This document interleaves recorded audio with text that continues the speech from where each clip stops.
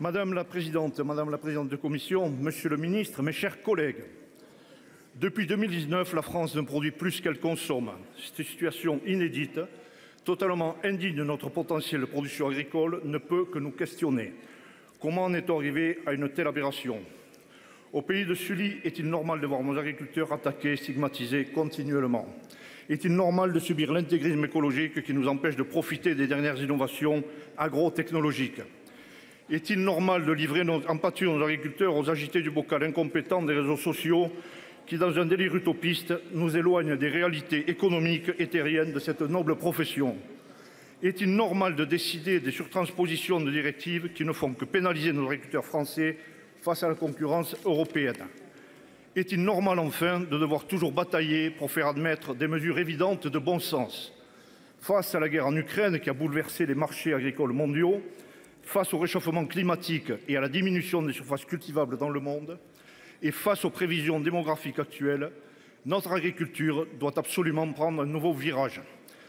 Après la révolution d'après-guerre, avec remembrement et mécanisation, nous allons devoir relever un nouveau défi. Produire plus et mieux, alors que le stress hydrique, sécheresse et catastrophes naturelles ne font que s'accentuer.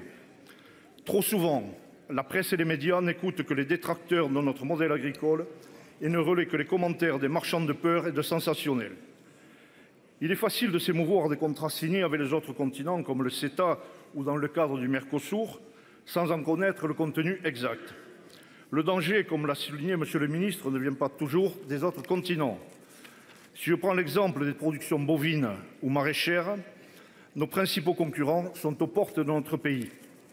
L'Europe doit se doter à court terme d'un cadre législatif harmonisé si nous voulons peser de tout notre poids sur les marchés mondiaux, préalable indispensable à la survie de notre production agricole nationale et européenne. J'en viens maintenant plus précisément au contenu de cette proposition de loi. Dans le titre premier, il paraît évident que la recherche de compétitivité de la ferme France et des investissements que nous devons lui consacrer sont une priorité absolue. Un des premiers amendements d'ailleurs que nous avons soutenu consacre la souveraineté alimentaire comme l'intérêt fondamental de la nation. De même, nous ne pouvons que nous féliciter de la constitution de fonds spéciaux de soutien à la compétitivité des secteurs agricoles en difficulté. L'investissement, la modernisation, le produire local et la réorganisation des filières doivent nous permettre de relancer la productivité de la ferme France. Notre agriculture pourra ainsi retrouver la place qui était la sienne dans notre balance commerciale extérieure. Je tiens d'ailleurs tout particulièrement à saluer certaines mesures inscrites dans le titre 2, notamment la création du livret agri et la mise en place de crédits d'impôt pour les investissements en agriculture qui permettront de réduire les coûts de production et de faire progresser la compétitivité prix, seule possibilité de réussir la modernisation indispensable de nos exploitations. Nous ne pouvons plus nous en tenir au discours rétrograde de certaines organisations comme la Confédération paysanne ou les adeptes de l'agriculture de grand-papa.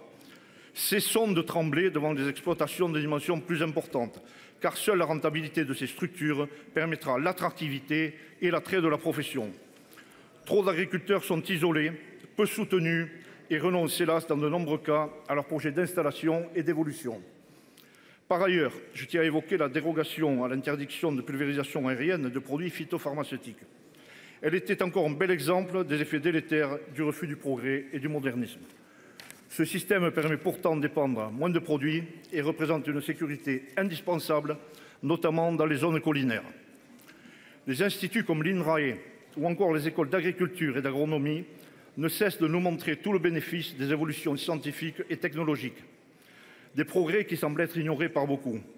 Par exemple, la surveillance satellitaire des cultures permet d'épandre beaucoup moins de produits phytopharmaceutiques en ne traitant que les zones infestées. Au cours de nos débats, nous sommes particulièrement revenus sur le cas de l'ANSES et son rôle. Cette agence nous est enviée par bien des pays. Il y a eu dans cet hémicycle de vives discussions sur ses prérogatives et ses missions.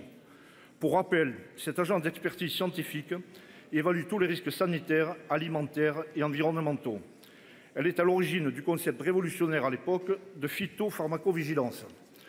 En tant que rapporteur pour avis de l'examen du projet de loi Egalim 1, j'avais loué le caractère indispensable de cette agence et demandé à ce qu'aucune interdiction en matière de produits phyto ne se fasse sans l'avis de l'ANSES. En cas de litige, qu'il y ait discussion avec le ministre sur le rapport bénéfice-risque me paraît judicieux, mais je suis beaucoup plus partagé sur le droit de veto. De même, il serait nécessaire d'augmenter les crédits alloués à l'ANSES afin de débloquer plusieurs dossiers d'autorisation de mise sur le marché de nouvelles start-up qui présentent des molécules pourtant très novatrices, notamment dans le domaine des biocontrôles. Nous replongeons dans l'éternel débat des produits phytopharmaceutiques. Il y a eu de grosses erreurs commises dans le passé, mais nous progressons continuellement en termes de qualité et d'objectivité des expertises. S'imaginer aujourd'hui, comme certains, que l'on peut vider complètement la trousse à pharmacie, relève de l'idéologie pure et du fantasme. Il y aura toujours des attaques bactériennes, fongiques ou d'insectes sur nos cultures. Et quand on voit la taille actuelle des parcelles, ainsi que leur proximité, on imagine aisément les conséquences des attaques sans réaction ciblée de notre part. Nous avons hélas vécu un bel exemple avec les attaques dans le sud-ouest et le reste du pays de la pyrale et du buis. Pour conclure, mes chers collègues, cessons de polémiquer autour de blocages purement idéologiques dont la profession a trop souffert ces dernières décennies. Ce texte contient plusieurs mesures de bon sens nécessaires à la modernisation de notre agriculture. Nous aurons rapidement d'autres débats sur des sujets primordiaux comme celui de l'eau. Le Sénat, en tant que fin connaisseur des territoires et des sujets agricoles, devra jouer à plein son rôle de créateur de solutions. Seul l'intérêt de l'agriculture française doit guider notre action. Pour ces raisons, le groupe Les Indépendants votera en faveur de cette proposition de loi. Merci, cher collègue.